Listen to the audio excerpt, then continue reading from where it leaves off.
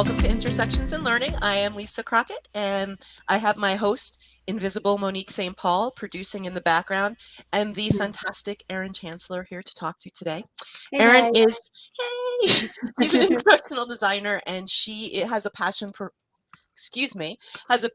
providing learning opportunities for people's careers. And I have to tell you, if you have to follow Erin on LinkedIn, like she posts the best posts. So I can totally see how you're into learning and development. Like I am, like riveted to your posts ever since I found you. So it's really cool. And she works for a software enablement company right now. So she has a master's degree. I hope I get this right. Virginia Commonwealth University. And you can teach ESL. You have that endorsement, which is really cool. Which must English really to speakers help. of other languages.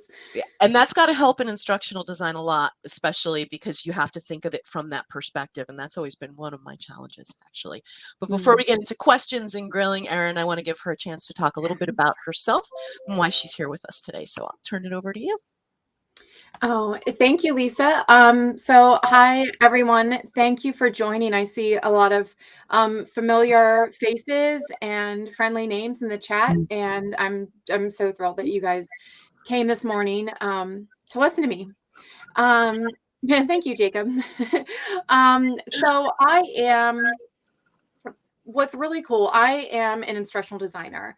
I'm a curriculum developer right now at a big tech company, and I'm at the point here after changing my career. I started the journey, the venture of the career change during Great Resignation time, 100% virtually, all remotely, starting in the fall of 2020. And now at this point, I've been working professionally as an instructional designer for the past 9 months. So my foot is in the door. I'm here. I'm doing it every day. I'm excited about the line of work that I found myself in after navigating the career change and change of mindset and meeting new people and all of that stuff. So I am here today with you all as an instructional designer, which is really, really, really cool. I'm so thrilled to say that. You know, coming from a different career, that's like, it must have been very challenging coming over to this. And I'm curious, like you said, 9 months, like what is the difference between how you looked at a project, let's say 9 months ago, to the very last project that you worked on? I think that the biggest difference is honestly the first, I don't think that I necessarily felt insecure when I was given my first project, but I do feel comfortable saying that word, like insecure, nervous, because my immediate reaction was, oh, what do I do? Like it was there, it happened, I got the job, it was in front of me. This is the task at hand. And I thought, oh, what do I do? What do I do? So I can say that I had a fantastic mentor and a really incredibly supportive and kind team that just sort of like just brought me in with encouragement and helping hands, pointers, peer reviews, links of places. Like I had all of this support that I could possibly need and a shoulder to lean on from my mentor. So I would say that the first project was a lot of me asking for help, asking for affirmation, just really kind of, I'm new here was my total vibe at the beginning. And then I've developed and I've grown as a professional over the past several months and I got to the point where I actually started helping other newer, teammates that came on. I kind of became the person that knew what to do and knew where to go and how to manage things. And, now I get my projects, my assignments, and it's routine. I'm like, cool, here we go. Let's get started. I'm going to do this, this, and this. And I'm rocking and rolling. It's great. It's great. I would say it took I would say 6 months on, kind of the long end, but it did take several months to get over that. Oh yeah. Approach. Makes total sense though. I mean, in any job, any job. I mean, 6 months is like Mhm. the sort of period of getting your feet wet, culture, understanding your environment, getting to know your team. It makes complete sense. And I think it's funny because I Mhm. think you hit the nail on the head about the hardest thing about freelancing. You have to end up doing that with each new client and sometimes with each Mhm. new project, depending on the SMEs. So getting in that zone and that comfortable place, like that's a beautiful thing and sort of a wonderful like concoction for a freelancer since Mhm. you're on the contract side too. I mean, it's like that beautiful Mhm. storm of, okay, well, but certain things aren't changing every single time. It sounds like that's a good, Right. comfortable place. Yeah. I'm Yeah, that's jealous. completely right. But so do you feel, Lisa, do you feel like I'm new here for each new project and each new client, Yeah, or I would say it not I'm new here exactly. You know, I come in with the confidence of understanding and having done this for too long for me to actually mention the number of years now, but Mhm. certainly getting used to what a client wants, right? All of that, Mhm. how a SME likes to work. Every SME is different inside of an organization or outside. So Mhm. all of that comes into play unless you've got that same group every time. And I actually think when I spoke in the freelancing conference a few weeks ago, even with the same people and the same, you know, there is variation, but there's comfort in being in the same organization, I would think. No? Yeah. Yeah. Yeah. There is. To have the same group of, core Yeah. people, core teammates, the same procedures. It's Yeah. I enjoy the sense of community. So when you're like inside of the organization and you're thinking about your internal clients for now, Mhm.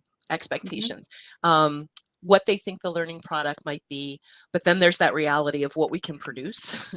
You know, like Mhm. I want Pixar, we've got Beyond, you know, that kind of thing. Mhm. Like, how do you set expectations in terms of what you can produce in the timeline that's given to you, um, and what they're kind of, yeah, reconcile that, I think is the word I'm Yeah, looking. that's a really good question because the work that I'm doing right now has a relatively, tight timeline. It's Sure. important to get the learning in the LMS and available to the learners, and get as much Mhm. in there as high quality as possible. We're populating this LMS, and so it's important to get things done, you know, fairly quickly.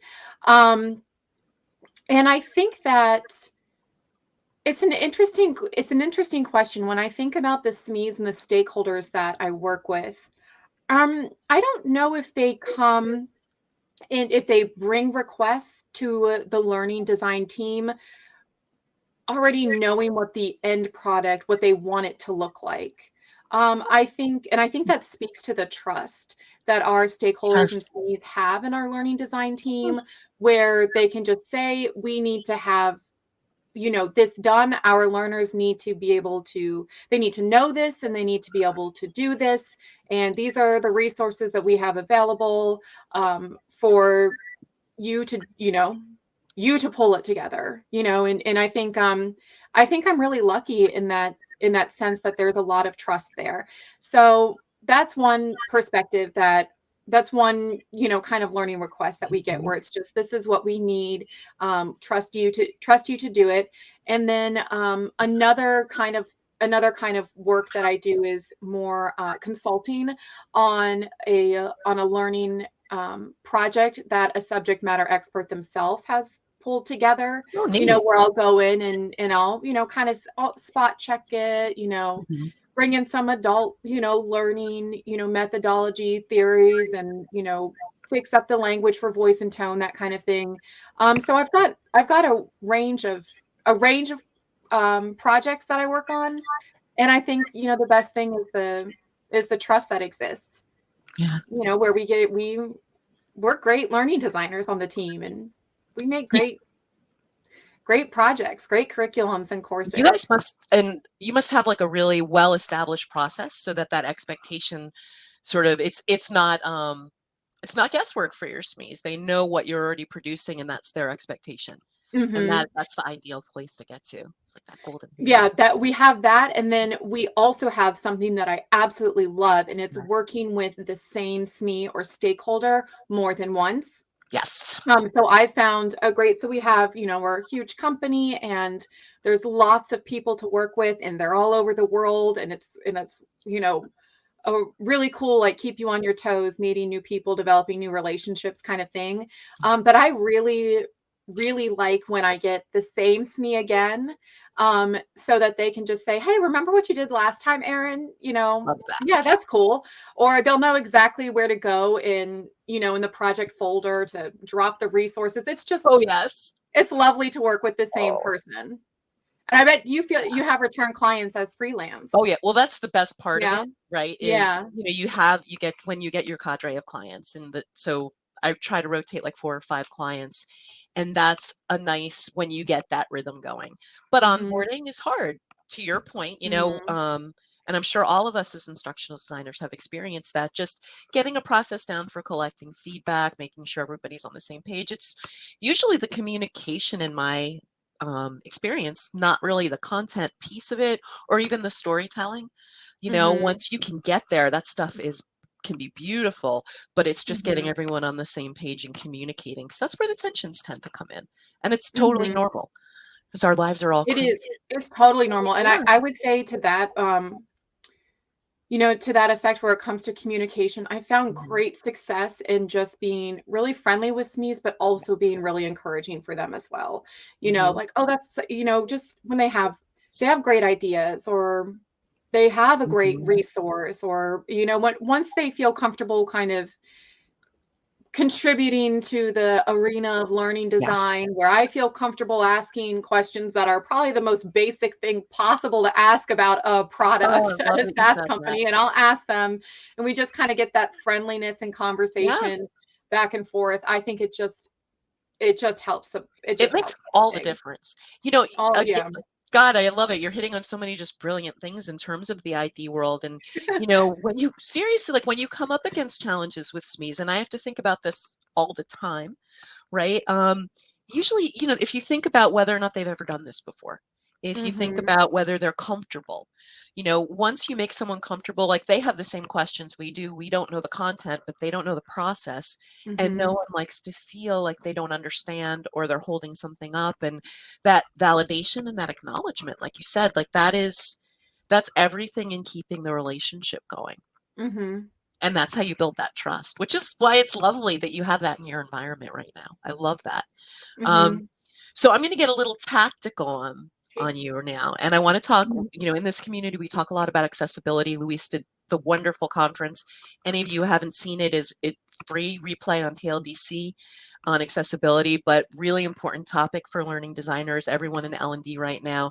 How do we make sure our courses are accessible, inclusive, all of those things? So I'm curious, like, how do you incorporate those features into the work that you're doing? Mhm. Um, well, I know that as a company, so Mhm. company-wide, team-wide, of course, we make sure that every image has alt text and every video has closed captions. So Mhm. just across the board to be signed off on the Q&A, Yeah. ready to go live, for the learners, all the images will have alt text, all the videos will have Nice. closed caption, which is really nice. Something that I do personally that I found really early on. So I really like the visual aspect of learning. I make the posts on LinkedIn. I create all those in Canva. I love Yeah.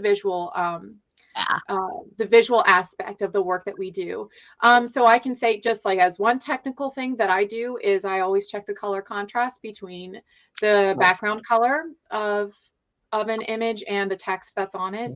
You know, that's like one little tidbit. The AIM contrast checker. Do you know that website? I don't, but I'm going I to will now. definitely share it. It's my go-to, where you can pop in the hex codes for the two different colors for the different layers of your image, and then you can adjust the hue, and then yeah, that's the one. AIM contrast checker. We'll So look that's that up and one of send my that my like way. little tidbits personally Yeah. that I do. Um, Inclusivity.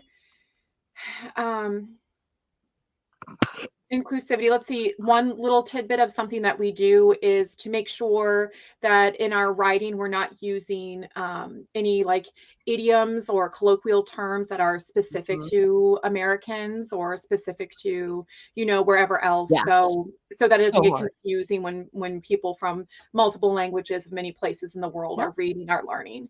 Yeah, it sounds funny until you're someone from another language who speaks another language natively is like, well, it's not. It's very specific. Yeah, and I'm trying to think of one right now, but anyone that I think of right now, because I'm on the spot, it's going to be one that like I made up. That's not an actual thing. Like, don't butter your bread before you toast it. Like, I don't know. Like, Of course, you can't think of it right when you. Okay, let's look at the chat. Someone in the chat help us out but here. Like, yeah, just there come are on, some Kim. I things know that you we know what say. those things like. Hit the road. Hit the What? road. Yeah. Hit the road. Yeah, Like, exactly. or So when try push to comes keep to that kind shove, of thing. Don't kind of. count your chickens. Yeah. Yes, don't count your Fish are chickens. Why wouldn't I clickbait. count my chickens? I need to know how many I have. For goodness sake.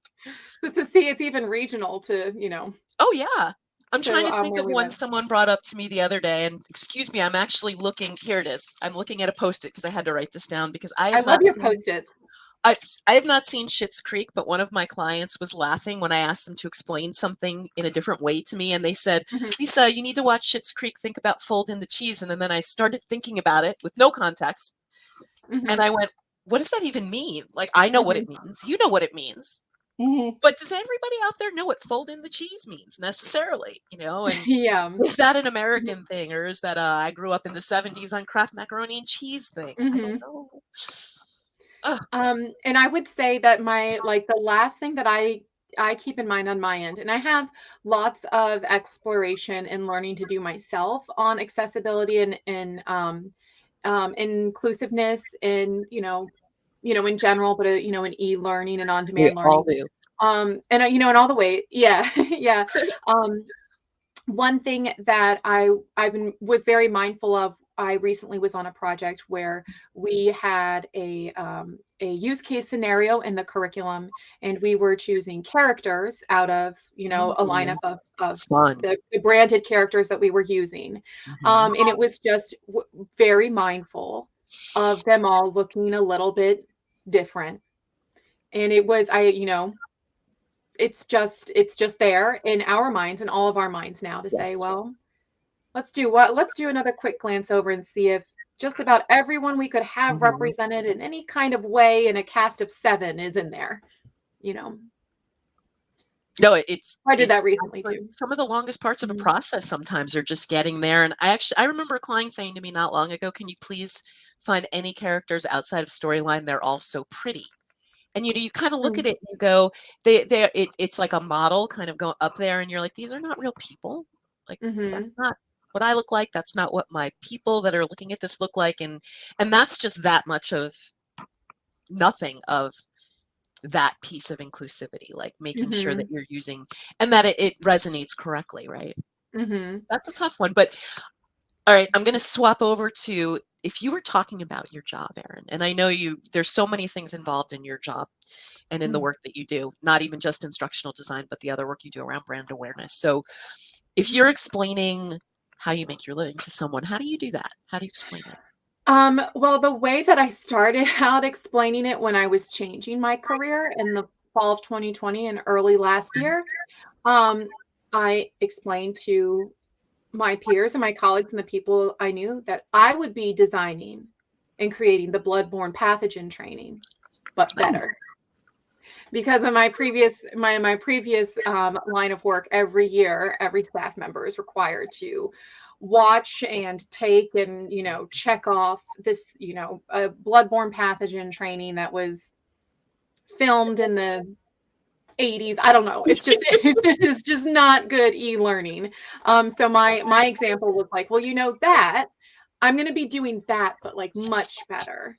So that's still kind of where I fall when I'm explaining what I do. Um, but I've grown into, especially in the job that I'm in now and the work that I've been doing, I've grown my explanation into saying, um, I help adults better their careers through on-demand learning. Um, And I think that's true. That's truly what I'm doing now. Providing Yes. whatever knowledge, skills are needed in a Yeah. certain line of work, that training, that's what I do. And the end result is people being able to either do their jobs better or advance in their careers, learn something new. So I really bring it all back to the career betterment now, which also So, fits into everything that I did in between the two careers when I was volunteering to help others, navigate the Great Resignation and finding their next line of work. It's all coming together beautifully. it sounds like it. And just the way you talk about it, your whole face lights up, which is amazing. Oh, Right? It's so good to hear that because the work can be difficult sometimes. And when you yeah. can still ignite that passion for it and know why you're doing it and feel Well, really I good have to about know that. that I'm helping people, and Yeah. that's a lot harder to know when Yeah. you aren't interacting with the learners yourself. It's It's just true. a lot harder to get that gratification or, you Yeah. know. Validation, right? I I yeah, mean, yeah, and I and whether I it's do I part miss of I miss having contact it. with learners. So I'm also expanding, like in my future I've tried out, some virtual facilitation lately, and I think Nice. I really want to grow in that. And then, as things start to open back up and we can navigate safely together, I'd love to add facilitation to my skill Yeah. set, just Oh, so you'd like be I'm around the fantastic. people. Hmm. Yeah, I Thank think you you. would, and I think you'd enjoy it as well. It's a great other piece of what we do, really. On Hmm. that note, like when you're doing your work and thinking about the work, what makes the process move really fast for you? Where you're like, where did the last 4 or 5 hours go? What would you be doing? Um, in in the let's see, in the lineup, if I Mhm, were to say, going from needs analysis all the way to, development, and then in my mhm. current job, it's the finished product is handed off for um to go into the learning management system and spread its wings and fly. That's like I'm not necessarily a part of that in my current role. But if I were to look at that whole spread of the process, the instructional design process, Mhm. I really get lost in needs analysis. I absolutely love it. Like Nice. investigative. So not just needs analysis, yes, but then also like project scoping, Mhm. and everything like that. You should see. Oh my gosh, when I pull up like a Word doc, a Google Doc, and I'll start going through all the resources that the subject matter experts have Yep. provided, and it's just a color coding, cut and paste, comment, lines drawn, like Oh it's my. that meme of Charlie from It's Always Sunny in Philadelphia, where he's got his whole, do you know what I'm talking about? He's got the whole thing behind him. The He's going, board, the he's like, board. "Whoa," like he's explaining it, and he's just completely strung out and how much work he's made connecting the dots on this crazy board. That's I don't know if you awesome. guys have seen that meme. I'll share it later on Totally get on it one of the though. platforms so you know it. But Please share it. that's me. But totally, and I think, Monique's making comments on her. I think you made a new best friend. That is like totally her favorite part. Oh yeah, Oh yay! yeah, Yeah, she and I've had I many loved it. conversations because not my favorite part at all. But I think we'd make good partners putting a whole thing together. I am a development girl Yes. myself. Well, see, and then I would love to work with you. I love doing the whole instructional design process from start to finish, of course. But if you were like in this question, if you would ask me where would I live for a couple of hours, it would be more, towards the beginning. So if you Oh, like to live in the development, I would oh love to yeah, work with you.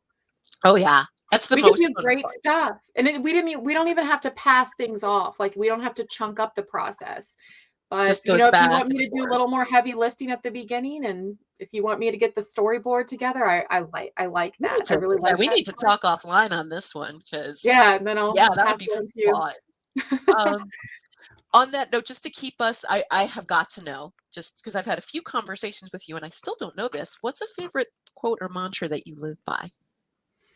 So I picked this. I wanted to answer this question because I wanted to share with you that I have not always had mantras for myself each year, Okay. but I decided to do it for 2021 and I can't remember exactly why or what influenced me or motivated me.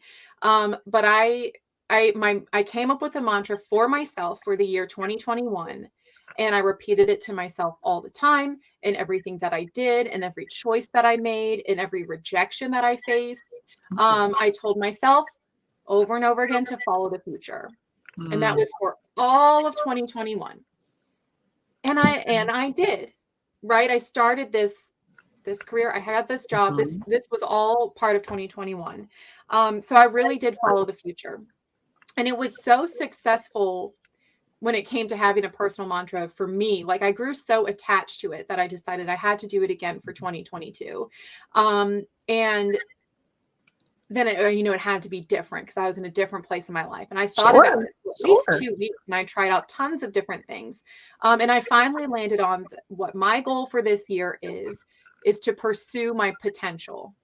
And I took out the my part, and I changed the way that it's phrased now is pursue your potential.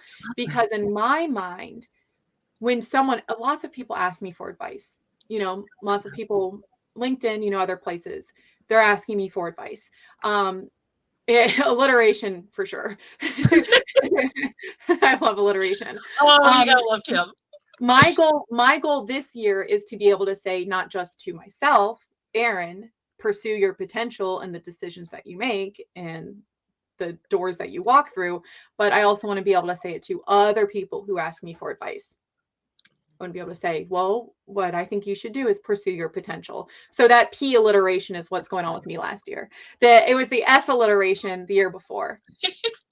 I can't wait to see what happens next year. It'll be like, I don't know, maybe S. I'll pick a letter. In December, I guess. Given that you've been doing this like for 9 months, is the work like what you expected it to be, or is it different? It's exactly what I hoped it would be. Oh, that's great. And I realized that I remember talking to my manager early on within the first month or two that I was in this position. I remember talking to my manager and saying, this is exactly what I thought instructional design would be. And I was worried going into the position.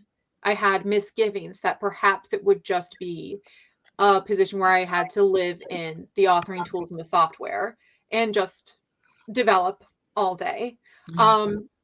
Which I already knew, even then, more towards the beginning of this career, that isn't where I wanted to spend, all of my time.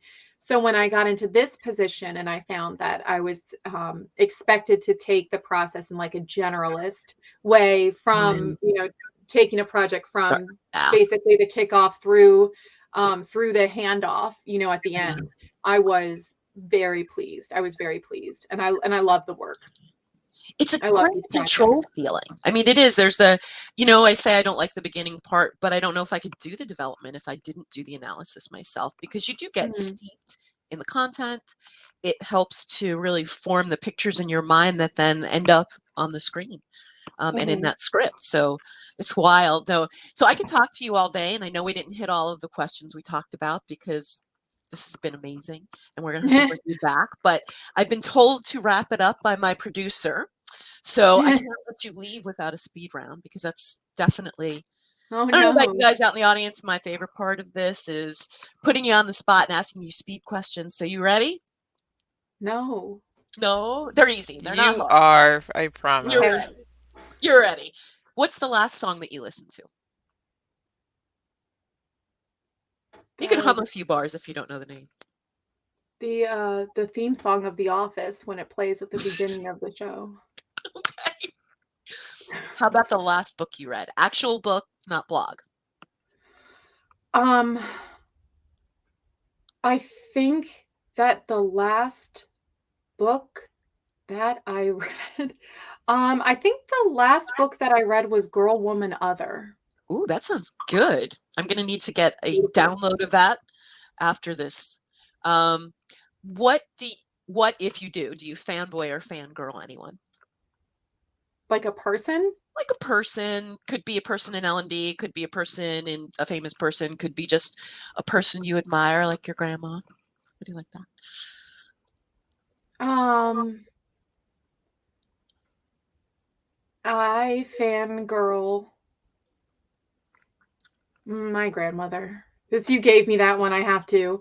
I have to use it. Remember That's the why she's flowers. a big part of my branding and and a big part of how I put myself out there. So I fangirl my grandmother. That's a beautiful thing. Still. And it's a beautiful gift she gave you, your gift of flowers and plants. And we're going to have a whole day on that as well. Okay. Have you Last started minute. gardening yet? Oh, I have. So sort of. We are in a new season here in Connecticut. I'm calling it Sprinter. So Uh-huh. I literally was power washing the deck on Saturday, getting all my seedlings out for my sunflowers. Didn't put anything in the dirt, but just sort of started laying things out. And then lo and behold, by the end of the day, there was 1.5 inches of It snow. snowed. Right. Yeah. Yeah. Snowed yesterday, and so I'm looking out at beautiful snow right now, and so I'm getting ready, and I'm anxious, but all I have is a big jar full of seeds right now waiting for me. It's similar in Virginia. It's Oh, still a bit of a waiting game. it's crazy. Yes, it's definitely Sprinter. But thank you guys. I am definitely being told in the chat by Monique that we have to close it up. So it was so good talking to you, Erin. Thank you so much Thanks for for being having with me, us today. Lisa. Thanks for talking with me about instructional design. I thank you for talking to us about it. It was an awesome conversation. Yes, Everyone, thank you ma'am. guys for listening to us. By the way, our next guest. I can't speak today. Our next guest is April 26th, and that's Danielle Kale, and she's going to talk to Monique about design thinking and creativity. So we hope to see you there. And please check in on all of TLDC's fantastic content. I mentioned the accessibility conference from a few weeks ago, or a few months ago rather now, outstanding.